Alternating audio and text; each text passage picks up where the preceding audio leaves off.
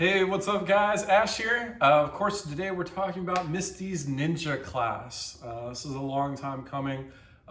Just as a heads up for all of our, at least our newer players, I do consider ninja to be her advanced class and rogue to be her basic class.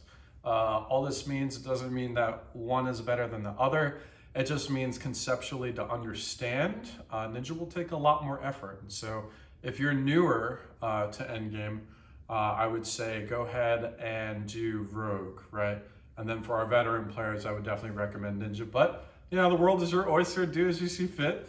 To add on to that, you know, if you have Misty, you are essentially at endgame. This isn't like with, like, let's say Anne's Witch, right? Where you check out my class spotlight, you see that, you know, Anne's Witch is pretty cool. You decide at level 15 to switch her over to it, and you're wondering why it's not working because you don't have stone throwing, and you don't find out that stone throwing is available till level 43 in the Draki's nest or cave or whatever the heck, right? It's not like that. When you get Misty, pretty much everything will be unlocked to you, to include her dagger crafting and all that stuff. So just as a heads up. But it's an amazing class. I can't wait to show you guys it, and let's hop right in. At a high-level overview, Ninja at first glance is very much a jack of all trades. Misty will be able to deal pretty good damage. She can stealth, she can use ninjutsu attacks from range, she can heal, she can tank, she can support with smoke screens. It's quite a lot, actually. The class has the most in common with Alchemist, where you have all these options and are essentially choosing the best for the current scenario. Learning how to play her and how to specialize her is probably the hardest part, and in many instances I think most players won't know exactly what to do with her. While she is intended to be a support DPS, Ninja at its core is all about stealth. Where Rogue can essentially assassinate any boss in a single hit, Rogue's hide is locked pretty hard by an essentially 10-turn cooldown. With Ninja, it's exactly the opposite. Misty is capable of stealthing at seemingly any time, and in my experience so far, players should be using this as much as possible. Here we are on 50 Violent at the Destron camp, and I'm just showing kind of Ninja's way of dealing with the Destrons. It's a little bit different from Rogue, where Rogue would just be able to assassinate right off the bat, right? But she's certainly capable of doing it pretty easily herself. Ninja's class mastery is an ability called Chakra. This allows her to unlock all of her ninjutsu abilities, and you cannot get this on Rogue whatsoever. There are 3 different types of water ninjutsu, and the third type is called Heavy Rain, and this is a massive AoE. I want to say it's probably 3-tile radius. They give very little description.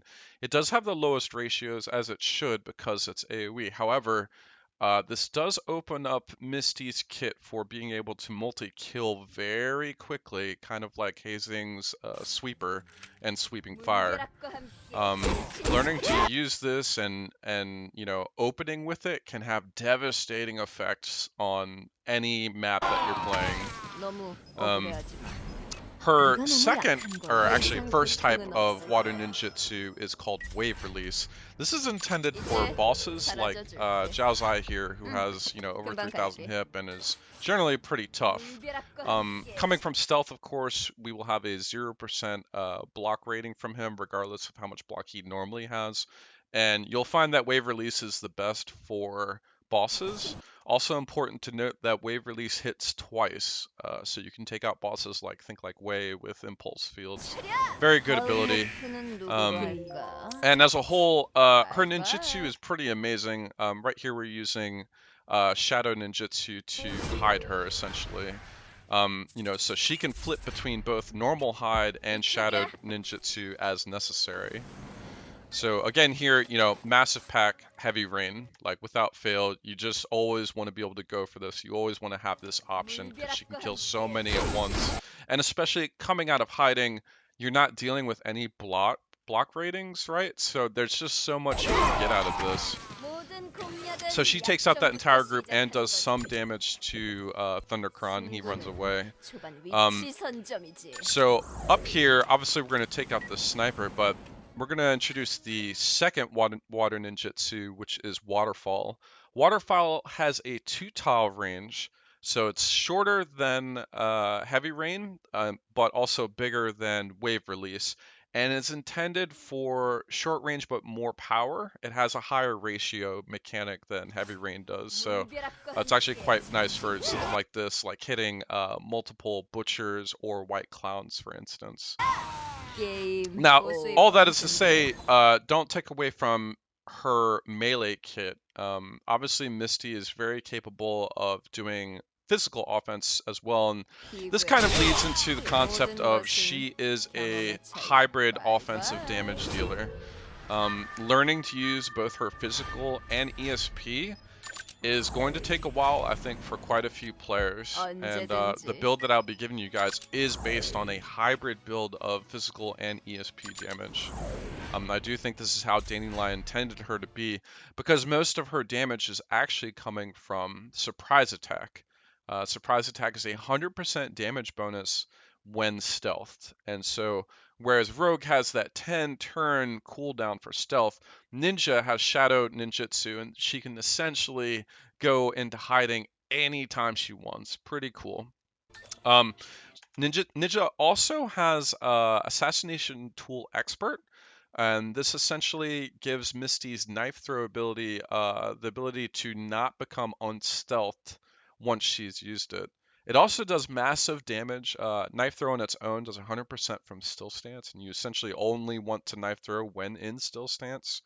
And it also gives a bonus to like critical damage from Assassination Tool Expert and all that stuff. But here with Dalsu, who's a butcher type leader, he is certainly one of the tougher mobs in the game, and we just knife throw. Cool part about this, obviously he dies and she stays stealthed during this. It's very important. So now that we're diving into kind of her physical side, this whole hybrid vision. Right here, you can see, we have a good opening to hit Thundercron, and we have this Scoundrel over here. So when you want to be able to use Knife Throw without losing the hide mechanic, this is where her Water Stride ability comes in. This is basically the same as Wind Walk. Water Stride will give you, just an immediate move distance, but it will not pull from still stance, so you'll be able to keep still stance during this period. So we're going to go ahead and kill this Scoundrel right here, and then notice that we still got the 1 AP return from one shot, one kill. So with that, you can actually, you could re-hide if you wanted to, but we're going to go ahead and assassinate Thundercron. Right here, we're using 6-Path Samsara to restore our vigor. Hold on, let me bring that back because this is kind of important. 6-Path Samsara will reset all cooldowns across the board, as well as unlock all ninjutsu. So even if you don't slot in any ninjutsu, if you run 6-Path Samsara, which is her individual personal trait, it will unlock all of her ninjutsu no matter what. So now that you're seeing it, you can see down at the bottom, I have access to water, I have access to mist ninjutsu, etc., etc. But I primarily do that because it gives back her full vigor. This is almost like a vigor restore without actually having to pay for the vigor. Notice how little she has right now. It's probably about 12. And then after 6-Path, she's going to go, plus 116. And you're not going to pay that 100 AT vigor restore penalty. It's pretty amazing, and this is sort of her way of restoring vigor. Ninja is very high vigor usage, and we'll go over that more later, but it's a very good ability for sure. So you remember that we hit Thundercron once earlier, and Thundercron does have overdrive, so it can berserk at the end of it, meaning it has 3 hits left into overdrive and 4 hits to kill, which of course is where the 4-hit slash comes in. Pretty cool to see. Obviously this is a lot, but this is a good idea of what her hybrid combat is capable of. So let's go over her hybrid offense in a little bit more detail because I think a lot of players are missing the gameplay aspect of it. So here we are on 54 Vaunt. I think this is Cruel Challenge or something like that. And so obviously Misty will always have first strike, right? Because she's hidden, she will always be able to open with very good consistency. And so you'll want to analyze the group and see how you want to open up with her. But a good rule of thumb is that if you're in still stance, you want a knife throw. If you kill with a knife throw, you'll get one shot, one kill. And then with 1 AP, you can actually become unhidden and open up with ninjutsu from there. So an example with this pack, this one clown is outside of Heavy Rain's kind of area effect. So we're going to go ahead and kill him with knife throw, right? But then we're going to target this other white clown for Heavy Rain, which obviously has the area to hit the rest of the clowns. This is a devastating kind of opener that she can do, and she, along with like Giselle, make excellent opening players. But now that they're both of those are dead, this is in the same exact turn. We're never go up into this sniper tower. Now she has excellent kill ability for soft targets. That's one of Ninja's specializations for sure. And she can knife throw from range to kill rangers. She can melee snipers.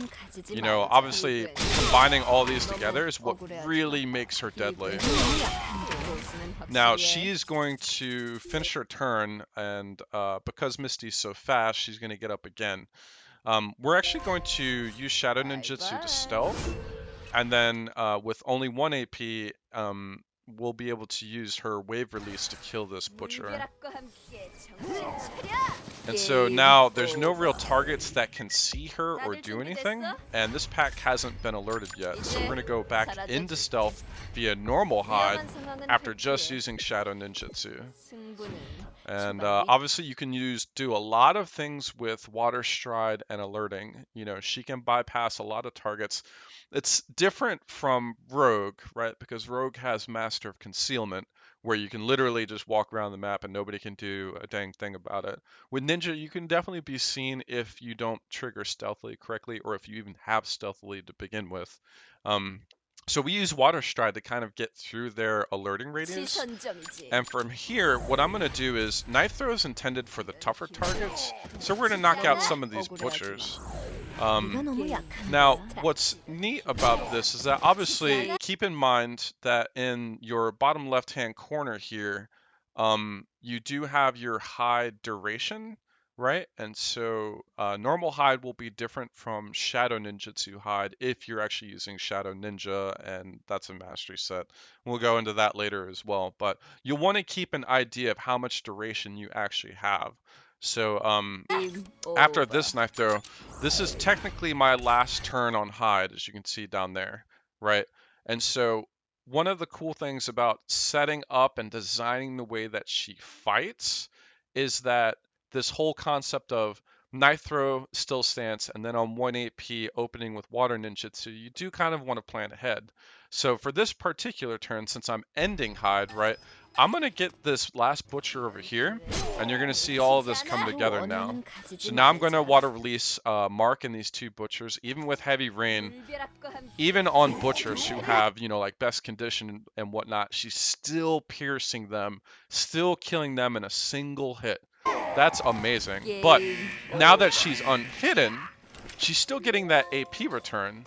So we're going to have her go for the soft targets now that she's unhidden. And obviously these rangers, not that good. In the build I'm going to give you guys, she's also running Black Mask, which feeds off of speed and basically gives her block shred, where Misty would not normally have block shred without taking breakthrough or, 3-set golden, etc., etc.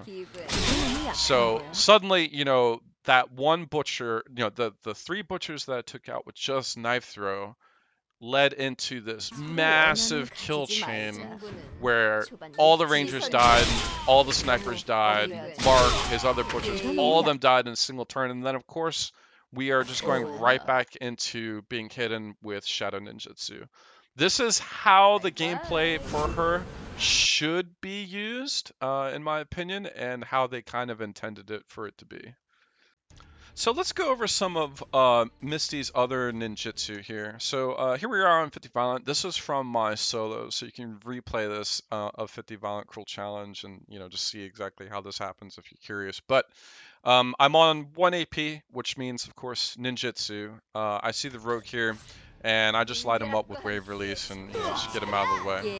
Now, the idea is that I'm in overcharge here, and I would be able to hide after this kill, and no harm, no foul. However, what I didn't see was that Dalsu is off to the side, and he has a mastery called Comradeship, which is whenever an ally dies, you get like 30 AT return or something like that. And obviously, we would not normally use this in our builds, but on enemy builds, this can be pretty deadly, especially if you have like Hansen who gets luck and then body rolls 3 of your units or something, and it's just like, holy cow, wow. Anyway, so even though I got 1 shot, 1 kill, I'm in the middle of my turn, I just got AP return. Comradeship will interrupt that given the right circumstance. So Dalsu's coming over. He hits. Thankfully, Misty does block. However, he does trigger severe bleeding. Now, severe bleeding is a stealth killer. If you hide, like were I to hide on this turn and then bleeding ticks, you will come out of stealth, and that is Misty's primary defenses on Ninja, to be honest. So this is kind of a conundrum for me. Now, this isn't so bad if you're running Divide and Rule. It's not so bad if you're running Mutant. But on my solo build, you have to make a lot of sacrifices for solo builds to where you can take out Destrons and stuff, and so you lose kind of quality of life abilities. So in this particular instance, I decide to run away. Now, you'll notice I just used Water Stride, and obviously almost everything is down on cooldown right now, so you guys can see, wait, hold on. You guys can see, right after this, all of my cooldowns are very high right now. You can see Water Ninjutsu at 2 turns, Water Stride at 6, Hide at 6, Full Sprint is at 6, and so this is again where 6 Path Samsara comes in. Full cooldown return as well as unlocking all ninjutsu. Notice that in my build, I do not have Mist Ninjutsu, I do not have Healing Ninjutsu at the moment. However, when using 6 Path Samsara, it's now going to take all of that, right? So all the cooldowns that I did have, all refreshed. And then you can now see that Healing Ninjutsu has 3 in the bottom, Mist Ninjutsu at 4 on the bottom, right? So from here, I'm actually going to use a Water Stride to hop behind this box. This is going to give me out of vision range, which is always important for Misty to have. Now, because I don't have, Divide and Rule or Mutant or something like that, you can actually use your Mist Ninjutsu to get rid of debuffing via Mist Veil and a mastery called Thick Mist. And so Thick Mist is going to trigger from creating her smoke screen here, which is then going to give her Mist Veil. This Veil is then going to start clearing her health and abilities at the start of her turn. Or not health and abilities, but her health and status effects. So you can see Mist Veil triggers, severe bleeding cleared. Had I just hidden right there with Shadow Ninjutsu, because I was in the overcharge, had I just hidden right there, I would be unhidden right now, and Misty would be in a very bad spot, right? And so from here, of course, we just take a turn to grab perfect preparation, which we'll go over in a sec here, and we'll re-hide, because remember, we're out of vision radius here. Go back over to Dalsu and knife through him since we're in still stance. And this is just a good use, or kind of a scenario where Mist Veil and Mist Ninjutsu really kind of save the day. On top of that, keep in mind it does also drop a smoke screen, so it's going to give you that immunity to headshot as well as a negative 40% hit chance. I've used that extensively in like some of my Ray solos, and just an awesome ability as a whole.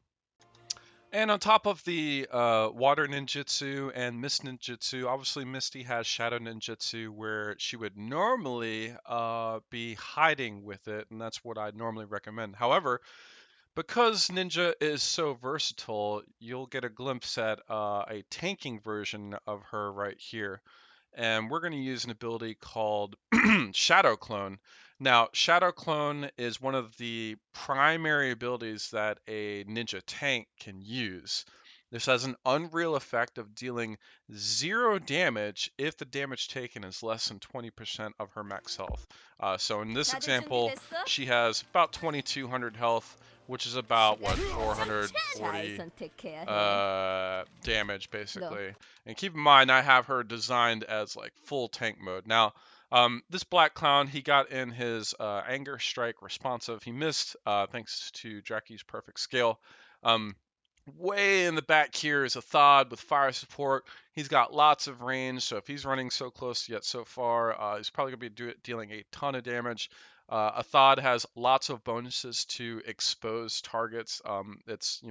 He's obviously usually a squishy killer, but with this kind of build, a Thod ends up doing a critical of 2. Now, important to note here, you can see Shadow Clone trigger. Remember, this is just going to completely nullify at the current moment anything less than 2000 or 440 health, essentially. So he deals no damage, and Misty's still getting her turn. This drone comes over, hits her for 1. A Thought gets to go again. It's just not gonna matter. She's just not gonna be able to take damage.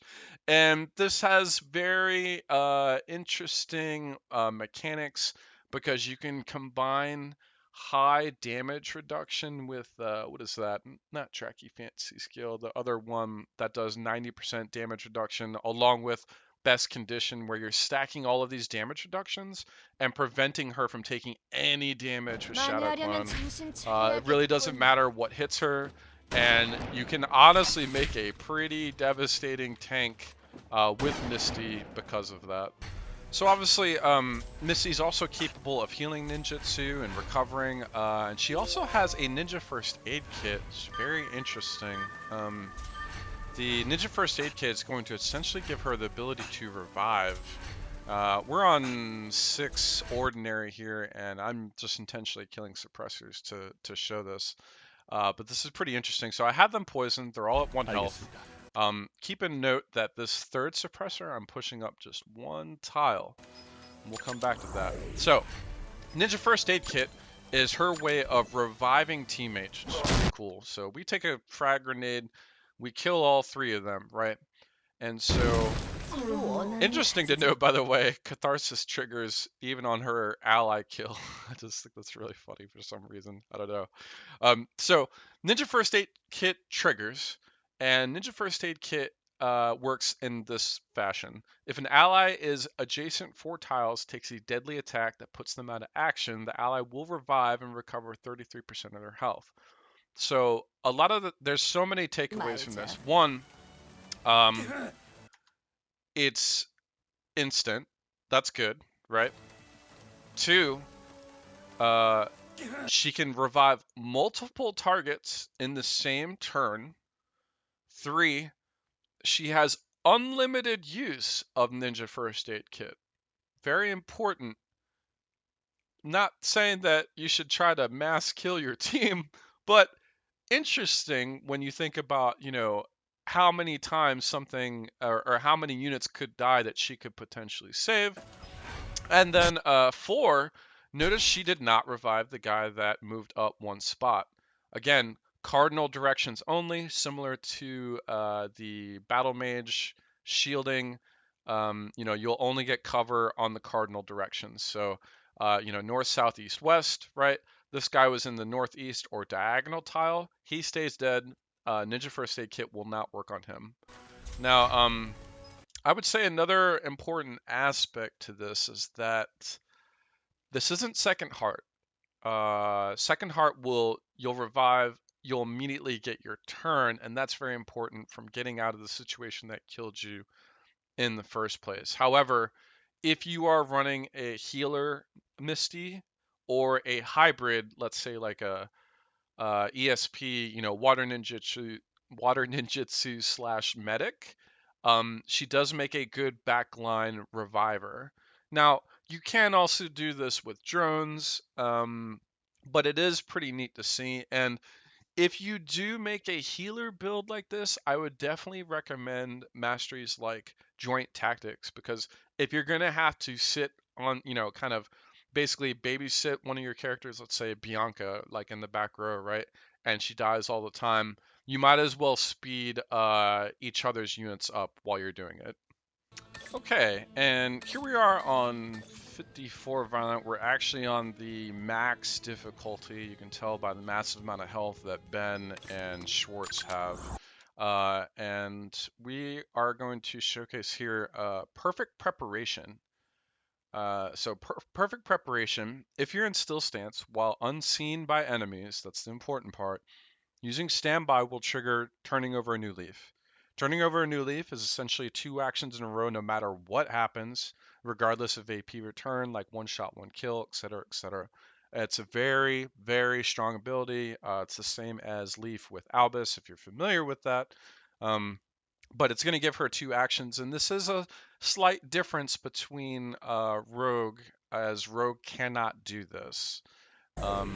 So you can see we did a standby while hidden. We triggered Perfect Preparation. You can see turning over a new leaf then trigger. Now from here, we're gonna have her assassinate the enhanced camo, just to show players, one, that she can do it, and even on the highest difficulty, but two, that how powerful Perfect Preparation can be. Um, Usually in team play, this isn't always as good, but if you can time it right, if you know exactly what you're doing, you can pull off some pretty crazy stuff with this.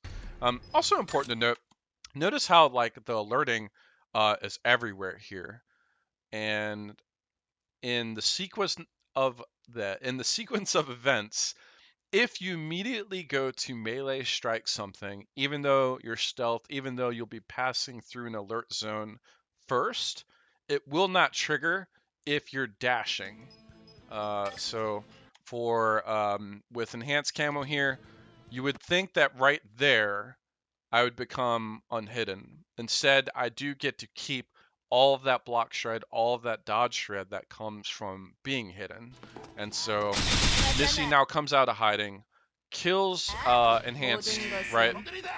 And then from here, she gets her second turn thanks to Leaf and Perfect Preparation. Pretty awesome, and learning how to use this effectively, you can go in, get kills, and jump out. If it's a dodgy situation, which this most certainly is. All right, and we have the ninja abilities overview. For basic abilities, this can obviously get quite complex based on the style of ninja that you make. This is the most versatile character in the game, so let me go through what I think the possibilities are, I suppose.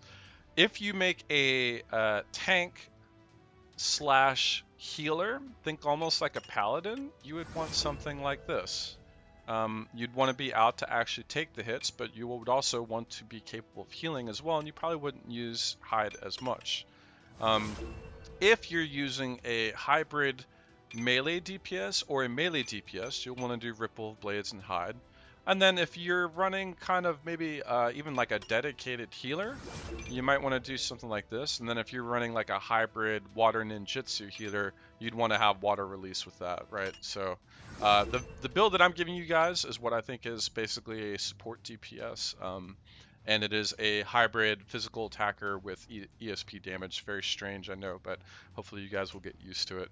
Anyway, Ripple of Blades is very strong. It is 2 consecutive attacks. No other Troubleshooter has 2 consecutive attacks as a basic ability, which obviously can get very interesting as far as counter-attacking goes and for stallments and stuff like that. But as a whole, this is an amazing ability. You do get a slight bonus to exposed. You do have a bleeding for 25% chance. You can expand that if you wanted to, but it is, as a whole, a very good basic ability. Hide also 9-turn cooldown. Hard to definitely important to stress that. Even on ninja, this can be long, but keep in mind, 6-path Samsara can reset this cooldown immediately. So you can use it, go into 10-turn cooldown, use 6-path, and have it up again right away. Keep in mind that unlike with shadow technique and kind of shadow ninjutsu, for hide you can only do this if you are not detected, if you can't be seen by the enemy. Very important because ninja is all about stealth no matter how you build her. For general abilities, I'm going to recommend Knife Throw, Water Release, Surge of Blades, and Water Stride. And this obviously gets more complex depending on the type of unit you want to build. Tanks might get more use out of Mist technique, where you drop water release because you don't, you're focusing on physical. Again, if you're doing like a hybrid healer / water release DPS, that'll definitely be in there. But you'll probably remove Knife Throw for Mist ninjutsu. That way you can still use Surge of Blades on things like, the drones on 54 Violent and whatnot. And then if you're using a dedicated melee, you might pull Water Release for Raindrop Slash. Obviously, it depends on what you're looking for here. But as a whole, keep in mind that you have 6-path Samsara, and so all ninjutsu will unlock. It's a question of will it be useful or not, because obviously if you go heavy melee and you don't drop anything in the ESP ratio, Water Release will not be that good, right? And then obviously if you're running, like a melee ninja, Raindrop will be very good against, like, let's say White Clowns, because it's completely unblockable, right? So it'll take their 130 block or whatever the heck they're running and just shred it right down to 0. But these are definitely my recommendations for my hybrid build that I'm giving you guys. Knife Throw is sort of a, I don't know, classic move for ninja, very strong as a whole. Even if you did like a healer version of her. Surge of Blades, always very strong. 4-hit attacks, 50% exposed. Water Stride, almost mandatory, and works extremely well with Knife Throw. You would want this anyway, just, Wind Walk, all the move abilities are so awesome, but particular to her, keeping that still stance, Water Striding to Knife Throw distance, and then getting that kill, and then getting that AP return, that really sings well as a whole. I'm not recommending Mist Technique because you'll get that from 6-path. I'm not recommending Wave Kick because it's just not that good for Ninja. It's much better on Rogue for a lot of other reasons. And then I'm also not recommending Raindrop Slash, also much better on Rogue. Mostly because Rogue will be feeding completely into 100% attack power, and obviously you'll get more bonus out of Surge of Blades from that as well. For my build, again, hybrid physical ESP DPS support. I know it's a lot to say. For SP abilities, I'm going to recommend Shadow Technique. Shadow is how Ninja is supposed to be played. And while it's cool that you have Hide, after you use it on Rogue, you have that 10-turn cooldown. You don't see it again for a while, so you have to make that Hide really work. Complete opposite on Ninja. You can use Shadow Technique every time you hit max SP. You can use this with Awaken builds. You can use this with a Roar build. Doesn't matter how you get to it. The fact is that it's there. It's the gameplay aspect of it, of keeping her stealth 24/7. I do not really recommend either Tidal Wave or Big Wave on her, and that's primarily because of the cast delay. So on Rogue, I would recommend Big Wave because you have Ledger Domain, 50% cast delay. You have Improved Slice and Dice, 25% cast delay. You can run Combat Dagger, 25% cast delay for basically 0 cast delay on Big Wave. Instead, on Ninja, you can run Combat Dagger. That's pretty much it, and that'll bring you down to like a 45 cast delay, and that's a lot, man. That's a lot for 5 hits when you can get Surge for 4 at almost a similar ratio. Like Surge is at 75% attack, Big Wave is at 50% for 1 extra hit. Yeah, are there additional modifiers? Sure. Does it guarantee bleeding? Sure.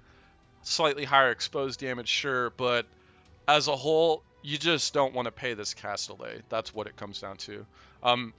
Tidal Wave obviously has much better synergy as far as the ratios, especially on a hybrid physical ESP user that I'm going to be building for you guys.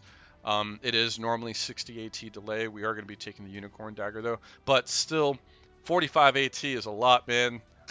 And for just a single hit, she already kind of kills stuff in 1 hit with Knife Throw. Like if she can take out Ben who's essentially the strongest human that you can hit, then she can take out anything, you know, relatively. So I don't really see a bonus to this as a whole, and that's why I'm recommending Shadow Technique. You are going to want this outside of Six Path, because if you're not inside Six Path and you get I think six uses of any ninjutsu, your choice, right? You're going to want the Shadow Technique to be up, or you're going to want to save Six Path for a more important moment. All right, and we have the stats, personal masteries, and equipment overview. We're going to go through the personal masteries first. Honestly, all three of these are actually very good. But for my build, I'm going to recommend Six Path Samsara. We'll get to that in a sec. Skillful Assassination is very good on her. This is particularly good for a knife throw build out. You can get a lot of return from this. Even one knife throw, you know, cooldown reduces by 3. That's a lot. Catharsis, that's 4. You can put on her Crimson Crow dagger to reduce all abilities by 1. So instead of knife throw being a 1-turn cooldown, meaning if you use it, that's a 2-turn cooldown. You know, even with Catharsis, that still returns it back to a 1-turn cooldown. You can then change that to a 0-turn cooldown, kind of like Ripple of Blades would be. And then when you do a knife throw with Catharsis, it's just going to refund it immediately. So you can do kind of back-to-back knife throws if you wanted to. But certainly, you can make a knife throw build with that. It is very good. It's going to be all support abilities, so that does include Water Stride, it does include Hide, it does include full sprint, right? So obviously very good, just dedicated to knife throw, and not quite what we're going for my build. Crimson Crow, also amazing. Putting a target out of action, AT decreases by 10 and SP increases by 10. This is really good, and one of the major issues that I've heard from other players is that the ninja is too slow, you know, and that's because there's not a lot of cast delay reduction for ninja. Now, I've solved that in a different form once we get to the mastery board, but it is really good, and you can play around with this for increased effect. But we are going to be taking Six Path Samsara. There's so many use cases for this, and obviously this is very like scenario based, but the short version is you will reset all of your cooldowns of every ability to include Hide, Water Stride, Full Sprint, all your ninjutsus. It will unlock every ninjutsu ability, whether you've put it in your actual ability slots or not, they will be there, which is pretty insane. And then all cooldowns on your ninjutsu abilities will be removed. And that's powerful because on its own, Water Release, look at that, 5-turn cooldown. That's rough. And even if you dedicate yourself almost into like a ninja mage where you're focusing into Water Release, I think it goes down to 2-turn cooldown if you focus, you know, everything into Water Release, and that's still a lot. So Six Path will remove all of that and remove the cooldowns of ninjutsu while it's up. Keep in mind the duration of this is 6 turns. And each time you use a ninjutsu ability, you will reduce the duration by 1. So if you kill 6 units in a row with Six Path, you know, like in a chain kill setting, it will then be gone. Now, the good news is you can expand Six Path through Masteries. I think I have what is the max, which is 4 total uses, or a total of 24 ninjutsu types, which is honestly, in a team setting, you will never go through all of this. Very similar to Kylie's Hacker reboot. You will generally not need, and if you do go through it on a team setting, you will have murdered probably a third to half of the map with just Kylie and, or in this scenario, Misty. But in a team setting, you will never run out of this. Now in a solo setting, that's a totally different story, but solo requires a lot more thought and whatnot. But as a whole, Six Path is amazing, and it opens up so many scenarios. There's so much that you can do to make sure that Misty stays hidden, that she's out of the way, that she stays healed, or that she heals others with. It's really up to the player, and how you use this will certainly make or break a very good ninja player. Okay, let's go over stats real quick. So health, most ninjas are going to be very low unless you're running a tank build. Probably somewhere in the realm of 1,000 to 1,500. and that is not a lot. And I will go over her defenses once we get to the mastery board. But as a whole, she will not have much health unless you're going like full tank version. For vigor, keep in mind, Ninja burns vigor. It burns it fast. So, for example, water release is 20 vigor, and there's just nothing you can do about that. That speeds up really quickly if you're chain killing, right? But again, 6-path Samsara, full restore of vigor. That is pretty incredible, and obviously another reason why to take 6-path. Water SP, you actually want to keep this for my build as low as possible because you want to be able to enter overcharge so that you can trigger shadow technique. Remember, all about stealth. That's what Ninja is ultimately about, and that's what you want to be aiming for. So, for speed, keep in mind this is not counting full sprint, which is going to be triggering acceleration from what is that, quick thief or quick ninja or whatever it is. So she's normally at 183 for me. Keep in mind that with 6-path and acceleration lasting 3 turns, it should never drop off. Acceleration should never drop off. So most players will probably have somewhere around here. I would say Rogue is slightly faster. It's very easy for Rogue to sit at 200 easy. It's not that Ninja can't do it either, but to make a worthwhile build, mine just came out to 150 or 183, which obviously is still really fast. Incredible move, and this is from Speedy Ninja, Bounding Stride, and then Quick Thief, which is very important, you know, along in tandem with full sprint. That gives you that extra move distance because hide pulls your move distance by 4, and so full sprint kind of negates that, which is really nice. All right, so a lot of you may be surprised by the ratios for my hybrid build. At 1200 attack power, which is respectable. That's about Albus's attack power. And then only 500 ESP power, you would think that she would not be able to kill. The thing is about Misty is that if you're stealthing all the time and you're using surprise attack, you're getting that 100% damage boost, and that has unreal effect. It is pretty insane, and you know, we'll go over it more as we get to the board. Ninja can have hit chance issues. Mine is pretty good at 120.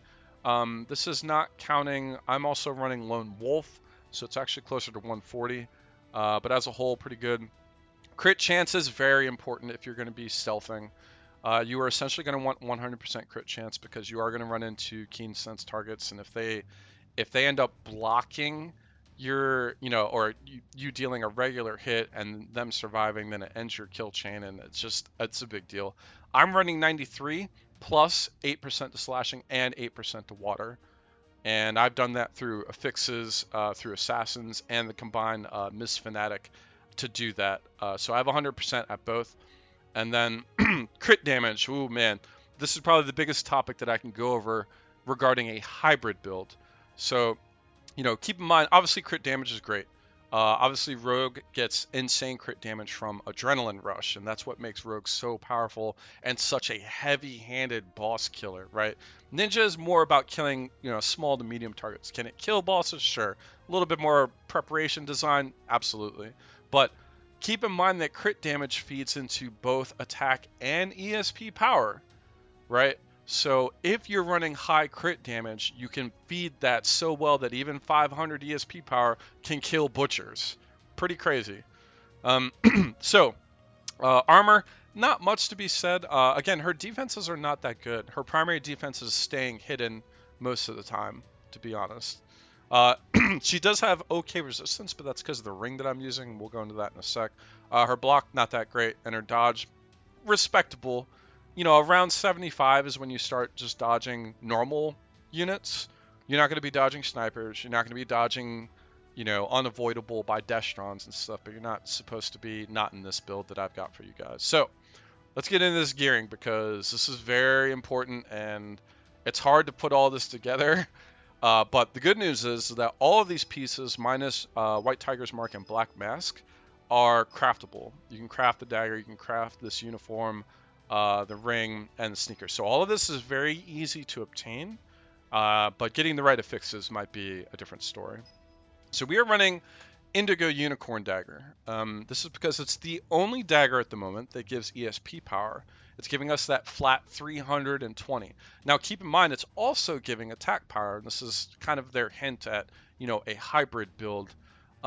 At normal glance, you would think, you have to choose one or the other. No, you can actually run both, as long as you're stacking everything the way that I'm stacking it. But notice that I have an Assassin's version, which is giving my slashing critical. And then, of course, for the Mist Fanatics ring is giving me my water critical, which is pushing me to 100 on both fronts, which is very important. On top of that, the Indigo Unicorn Dagger will reduce cast delay of ESP abilities. And we're going to come back to AT and how Misty works in a team environment. I'm going to showcase that in just a little bit here. But what's interesting about these other three pieces, right, is that all three of these have critical damage. Now, on the uniform here, it's a flat 30%, right? On the feet here, flat 30%. And then on the ring here, flat 30%. But with the affix that I have, it's an additional 30% for a total of 60. This is giving you a total of, 120 critical damage on top of the dagger, which is giving 80, right? So you're getting a flat 200 bonus critical damage.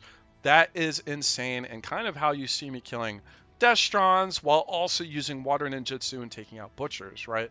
Or killing, Jiao Zai. Add in Surprise Attack. It just gets so out of hand so fast. Just crazy. But if you can get basically the fixes that I'm showing you guys, I would highly recommend it. If not, just try your best and, farm when you can to get exactly what you want to do with here. For Potion, she has quite a few slots. If you're not running the gearing setup that I have, you may have issues with hit chance where you'd want to run Powerful Concentration Potion. You want to balance your stats a little bit with a Powerful Discipline. I find that that's better than pulling Hellfire Seal. So interesting to note. Muscle training and willpower increase by 5 per level. And White Tiger's Mark increases attack power by 5 per level. However, Hellfire Seal, which is the equivalent willpower, only increases by 3 per level. It is, for all intents and purposes, weaker. If everything is made the same here, Powerful Discipline gets 300 ESP and Powerful Strength gets 300 attack, then the weakest of all of these is Hellfire Seal. And if you can avoid this, I don't recommend it unless you're running a dedicated ninja mage where you're focusing on water ninjutsu. In that case, yeah, maybe. But as a whole, this is the weakest of all 4 of those, and so stay away from this as a whole.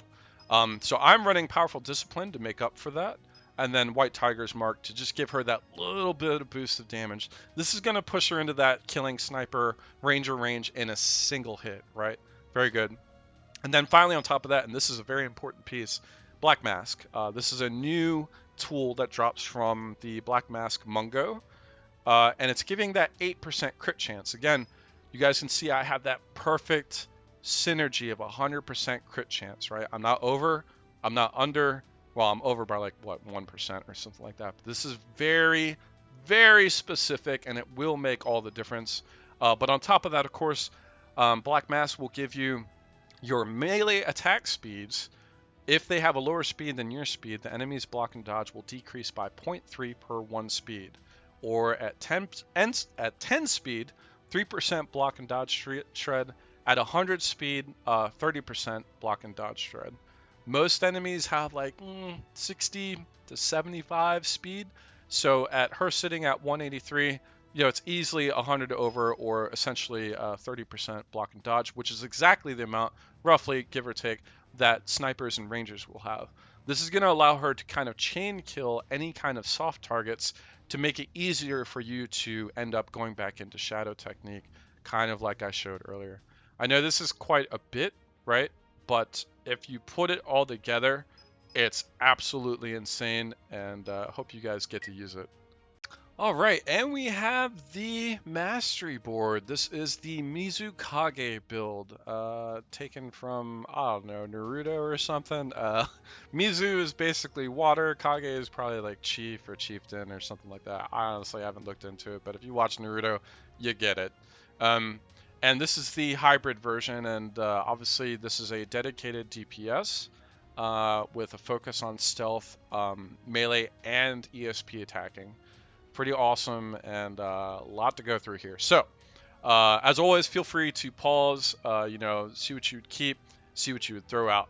For our core offensive masteries, we are taking the Assassination Tool Expert. This is very important, mostly because of the reinforcement to fake trade.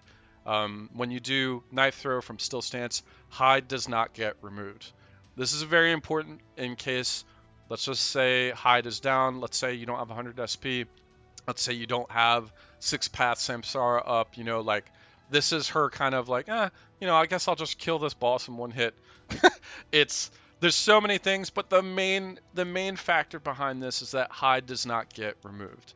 Ninja was meant to be a ninja. This is how it was supposed to be designed, and to go without this can be pretty difficult. We're also going to be taking Executioner. This is a long forgotten mastery set, and the reason why this is so good is because, yeah, Misty kills pretty much everything. And the only problem is that many players complain about their AT delays. So like in an actual team setting, she starts to fall behind. This is kind of what will solve those issues. And I'm going to make the showcase is based off of this, by the way. So you're going to get to see this in actual action shortly after all of this. And then following that, of course, surprise attack, 100% damage bonus. Just absolutely insane. And then, of course, one shot, one kill. You don't have to go Judgment. Judgment's nice, but she does need one shot, one kill because similar to Alchemist, she has a lot to do and not a lot of time to do it. So just get her to get those action returns all the time. Also important to note, and this is often forgotten, Executioner adds a lot to attack damage, so you're getting 10%, you're getting 10% from Judgment, and you're also getting 15% from Heavy Strike. This is 35%, and for our newer players that don't understand attack damage, it does feed into both physical and ESP, and you can double check this by going over to your attack power. You can see the related ability at 35%. I think most players would understand that, but notice that it's also on the ESP attack. So Executioner has this hybrid synergy built into it that keeps adding more and more and more the more that you look at this build. All right, and for core defensive masteries, we are going to be taking Thick Mist Jutsu. This is very good, and this is what's going to give your Mist Concealment is going to become Mist Veil. Mist Veil is going to remove all debuffs like I showed you guys before. You can also use Healing Mist Jutsu. Now, this is very similar to Ray's kind of healing area spray, and it'll trigger Healing Mist to all teammates, so she does make a pretty decent healer as well. On top of that, Thick Mist Jutsu will give a Warm Mist buff, which increases Vigor Recovery by 10. This is great on characters like Sweeper, or even on herself, for Ninja, where you're just burning through so much vigor if you're not running like an Awakened build or something like that. And then finally, I didn't show this, but Mist Binding is actually very good. It's going to create an Ice Mist, which creates Frostbite in the target area. I think kind of like Freezing Kron, right? Now, that Ice Mist will then get buffed into Coiling Fog. This will prevent enemies from moving. It also decreases their hit chance by 20 and their critical hit chance by 20. Pretty interesting. This is a property type water. You can use this on Destrons. Now, the thing with Destrons is they do have a module that restores themselves on start of turn, right? But you can lower their hit and crit if you need that. But I've found that the best uses for this is a huge pack of melee units. It's very similar to Anne's, the Earthbind ability, right? Where you just lock them down, they can't do anything about it. So think all the clowns, think all the butchers, think crabs, right? Lots of good uses for Coiling Fog. I just prefer that her main defense is really stealth. So, now, You can use impulse fields. I think this is very good because regardless of how much damage they do, you know, let's say Zhao's Eye comes over and hits you for 10,000, you're going to live because you're only going to take half damage and that's it. Now, if you want a slightly more safer version of this, right, you can pull White Tiger's Mark and in its place put in, what is that, Draki's Fancy Skill. If incoming damage exceeds 33% of hit, you will take your turn right away. This combines so well in tandem with impulse fields that it's very hard to get away from. Just an awesome ability as a whole and just works very well together. And for core support masteries, we are going to be taking Ninjutsu Ninja. This is going to reinforce all ninjutsu, right? So keep in mind, by the way, if you're playing ninja, use ninjutsu. Why are you on ninja? Unless, I guess, maybe like a knife thrower build, but it's really if you if you're playing ninja, play you know, use ninjutsu. I just don't get it. I just don't understand. But never mind my rant. So this is going to increase all of your abilities by 1. That's not bad. Keep in mind that the increase to all abilities includes 6 Path of Samsara, right? You can see the ability reinforced there of Ninjutsu Ninja. Very important because it's going to give you more uses of 6 Path. Reduces casting delay of all ninjutsu across the board by 25%. Very big. On top of that, we're going to be taking support ninjutsu improvement. Almost the same thing, except for it's reinforcing just support and recovery ninjutsu. So again, it's going to add to 6 Path, right? It's going to reduce AP by 1. So now your heals will only take 1 AP. Your smoke screens will only take 1 AP, and you can combine this for a great effect. By the way, I didn't mention this, but you can heal while stealth using her single target and not become unstealth. Very good. Casting delay by 25%, right? Obviously, very good. And then, of course, Shadow Ninja, which is also going to reduce your casting delay by 25%, give you a little bit of speed, and going to reduce the cooldown of Shadow Technique by 2 whenever you're using Perfect Preparation. Now, this means that Shadow Technique is being affected by Ninjutsu Ninja, 25%, Shadow Ninja 25%, and Support Ninja 25%, right? For a total of 75. If you include the Indigo Unicorn Dagger, that's the remaining 25 for a 100% cast delay reduction. The reason why this is important is that if you are ending your turn on hiding, which you should be, right? Normally you would pay some kind of cast delay to this. You won't with my build, right? So you're using Executioner. Let's say you're doing Knife Throw, 10 cast delay, but you're running, you know, 15 AT for getting that kill, which is, you know, for Knife Throw, it's almost always a guaranteed kill. Or let's say you're using Water Release, right? You can see Ninjutsu Ninja 25% plus the Unicorn Dagger 25% for 50% cast delay reduction brings it to 15 and or essentially 0, right? So you can see how the combination of Executioner essentially keeps Misty at 36 AT.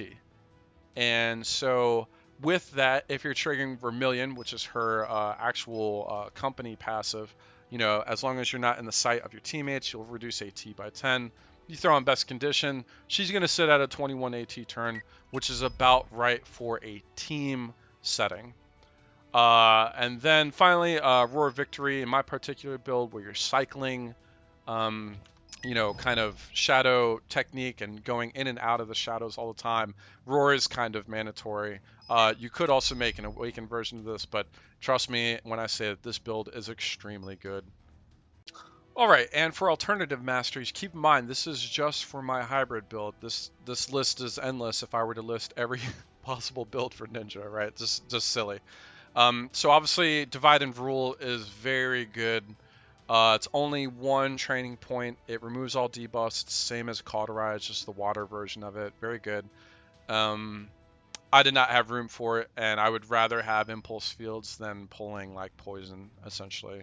That's just me. Obviously, you could also go a little heavier handed with Water Release Ninja. It's not as good as you guys think. It's exactly why I left it off my board, in fact. So you will get that casting delay reduction by 25%. That's okay. That's not bad. The ability's basic attack damage is horrible. I believe it's 50, 75, and 100. or something like that. So you might add 25 damage, right, to the single target. Like that's not good. Reducing the cooldown of the ability by 3 is really good. However, the standard amount for it is 5. So you bring it down to 2. What are you going to do in between then, right? And that's why if you're going kind of a water ninjutsu, you're going to want to run just 6 path, because 6 path will remove all cooldowns across the board, so you can do back-to-back water release techniques, right? So it's not as good as it initially looks. Increases the number of uses, yeah, okay, but 6 path 4 times, it's still plenty. You know, that's still 20 uses of water release, and if you're hitting area, you're killing like 50 mobs then. You know, like it's not that good. The attack range of the ability by 2, that is nice. That's a good quality of life, and that's the reason why I'm adding it to the alternative masteries board. But as a whole, not as good as a lot of players think, I think. And a lot of players have probably added this. I would not. Also, Miss Ninja. Miss Ninja is very good. You know, obviously we are running Thick Mist Jutsu, and this is for a lot of reasons. Remember, this is my divide and rule. Instead of having to take divide and rule, I'd much rather use Smoke Screen into Mist Veil into removing the debuffs at the start of turn. And keep in mind, this has team setting use, right? This is cauterized for everybody, you know, depending on where you hit the mist. So pretty cool. But Miss Ninja, what's really neat about smoke screen movement, you're just adding so much dodge, right, to where it becomes ridiculous. You can reduce the cast delay if you add Miss Ninja.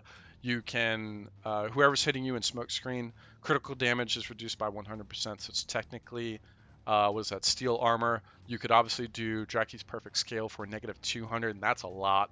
That's a lot. That really changes the damage formula in this game massively. And then finally, you will be able to use Perfect Preparation with Smokescreen to gain Hide. Very interesting. Just keep in mind that you still have to be unseen. I just couldn't quite fit exactly what I wanted, and I still think you guys will love this build. But also, Giant Killer, obviously very good. Misty as a whole, minus the tank version, runs very low health, and so Giant Killer is very good. I don't find that there's an issue with killing. I think there's an issue with AT delay, and that's why Executioner is so powerful, and I can't wait to show you guys that. And then Escape Plan, also very good, but it does require just, you know, Nerve of Thief, I'm not really about. Is crit chance important? Yeah. Can I do it without having to deal with that? Sure. Hideout, this works very well with Fairy Spring, right? Where you're doing kind of like a water build, but you know, you kind of have to put all these together. But the core part of Escape Plan is that you automatically evade the first attack anytime you're in smoke screen. That's pretty insane. That's pretty insane. But again, her primary defense is just not being seen in the first place. And then finally, of course, I mentioned this for the Rogue. This is also good on Ninja. Vortex is always good, especially on a Roar build where you're really maximizing SP gain very fast. It'll basically shred the dodge rating that any enemies have based on the amount that you have. But, you know, not bad. All right, and we have the alternative boards. I'm not going to give you guys the alternative boards because I haven't vetted them fully yet. I'm still fleshing those out. There's a lot to Misty. It's part of the reason why this video took so damn long. I'm only going to give you the conceptual idea behind it. So a mage healer board is very good, and I do recommend it, and here's why. One, you can fully commit to ESP ratio. So you'd probably go Water Release Ninja, you know, Mist Ninja, maybe Ninja Medic, you know. You'll be able to go to this like half healer, half water DPS, and keep in mind, you know, for recovery jutsu, it's a 6 tile range, so it's not like with Ray where you have to run up. You know, it's much more like Anne's White Mage, and this is 100% ESP power. Keep in mind that Misty has massive critical hit chance, right? So more than often than not, you are going to get this critical of healing, and it's going to be full health for turn, except for range. On top of that, she also has, you know, support ninjutsu improvement, which reduces the AP cost, right? So you can reduce it in that full still stance. You can both heal, let's say with recovery jutsu, and then put down a smoke screen on top of that, right? So conceptually, the hybrid mage healer is exceptionally good, and I do recommend that. Just haven't fully fleshed out a board for you guys with gearing. You know, like it would be so much to add to this video. This video is already going to be probably the longest one I've ever done. Obviously, there's a tank version as well. I do recommend that as well because Shadow Clone is so cool to mess with. We didn't go into this too much with Shadow Technique. You know, there's also Shadow Illusion, where if you take damage that would put you out of action, you would dodge the fatal blow by swapping yourself. Very Naruto themed, very cool. But I showed you guys the Shadow Clone, how powerful that can be, right? And because you ignore the damage, you get things like Best Condition. As long as your health is at maximum, well, guess what? If you never dip below maximum, you're continuously using Best Condition over and over again. What was that? That one Draki thing I was trying to show you guys. Was it? Yeah, Draki's Noble Scale. Again, 90% damage reduction, right?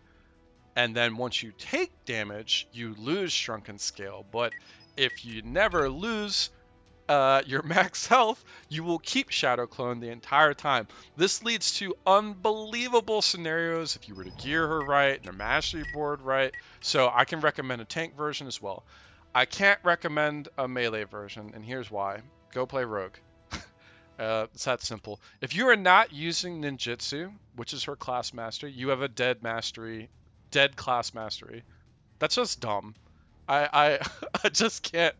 I just can't. So please use her, use her ninjutsu as much as possible within one of those three realms. The hybrid board that I gave you guys, a mage healer, or a tank.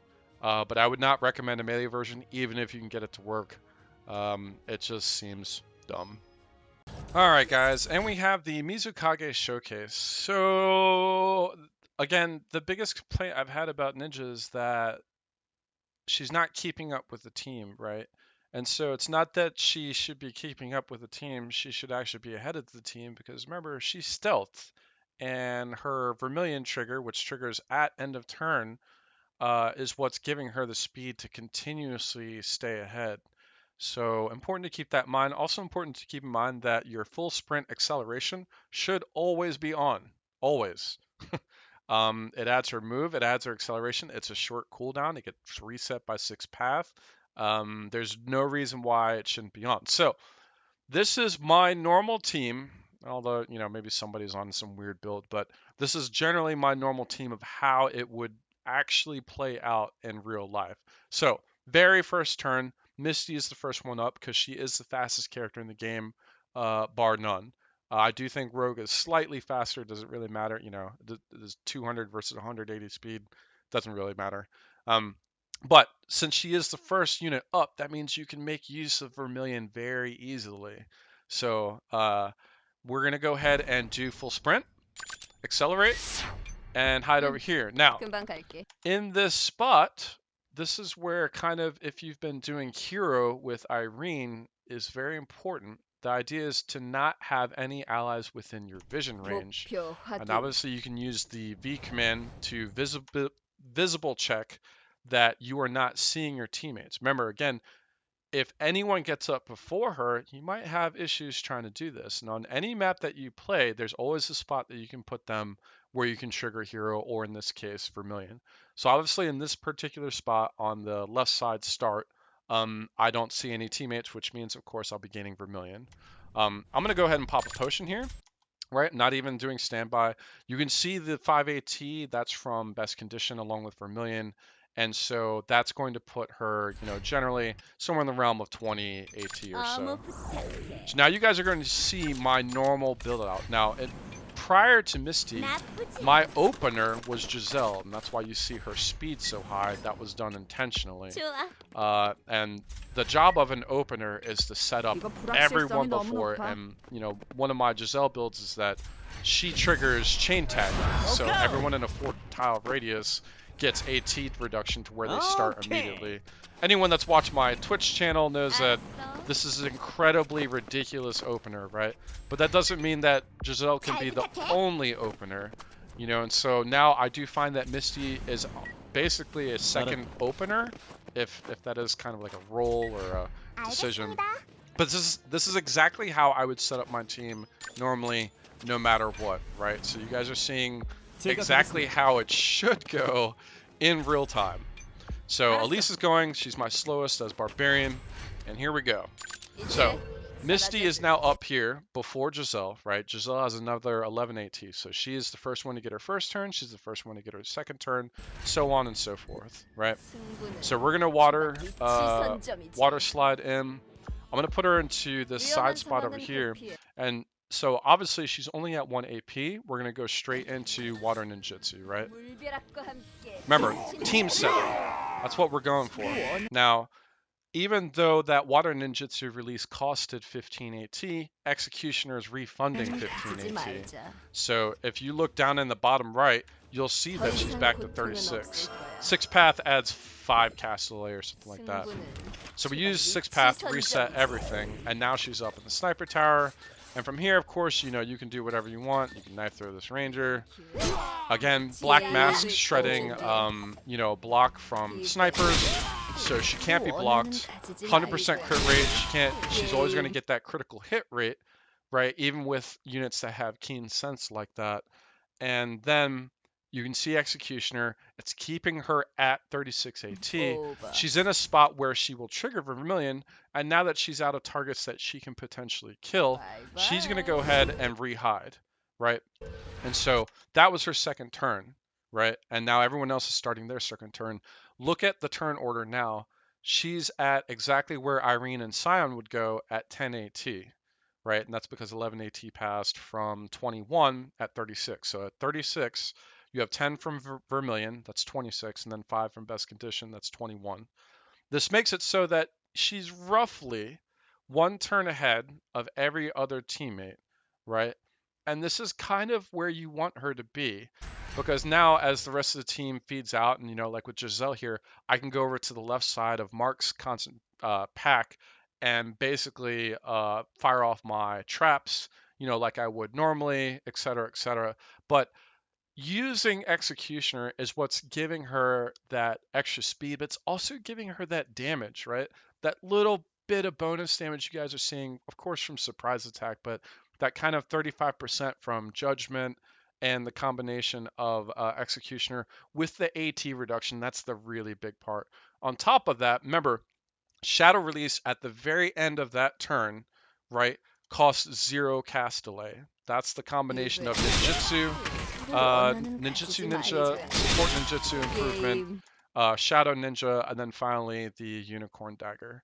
I do think that obviously in the future, this will manipulate. We are getting the Mungo Violent soon, so you know, to viewers that I'm talking to in the future, this could change. It will change. I guarantee that it changes, right? But for the current moment, this is an excellent build, and I hope you guys enjoy it. All right, guys, that wraps up this video. Man, it's a difficult class to learn. I will say that. I do consider it in the top 3, right up there with Elisa's White Knight, and then of course Litan's Superstar. There's endless conversation about Elisa where you can't get her to quite tank enough, and you can't quite get her to quite DPS enough, and you want to do both, and you make these builds, right, and it just doesn't quite work. And you know, but if you've got enough intuition and information and mastery boards set up, that it just all comes together perfectly, and that's what really makes it magic. And that's kind of what I feel like about this ninja board. For any difficulty, I can run this and essentially just completely trash it with her, which is so awesome. Anyway, speaking of which, I do want to remake quite a few class spotlights. As a heads up, this is technically the last class spotlight that needed to be done. Now, technically, every character, all 12 of them, with each of their 2 classes, all have a class spotlight. Hallelujah. But there's obviously a few that are much older now. Offhand, White Knight, of course, needs to be redone because that was done when crabmits were first released. And White Mage needs to be redone, even though I don't think people will love that as much. Seeing the updated version will give a lot of information, I think. But yeah, can't wait to do those. And yeah, anyway, if you guys enjoyed the video, please like and subscribe. Follow me on Twitch, and until next time.